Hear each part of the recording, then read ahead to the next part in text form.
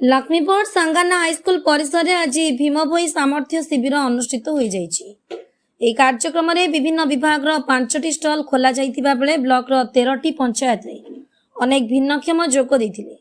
जिला स्तर 8 जन डाक्तर यह कार्यक्रम में जोगदे भिन्नक्षम मानसिक अनग्रसर मान स्वास्थ्य परीक्षा करथिले।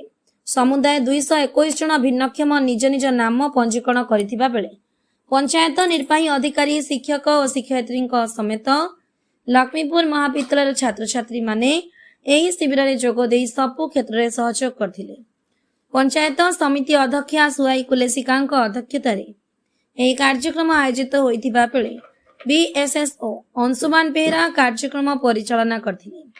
कार्यक्रम में प्रोग्राम असिस्टेंट त्रिनाथ विषयी समेत समस्त ब्लॉक कार्यालय महिला कर्मचारी माने सहयोग करथिले।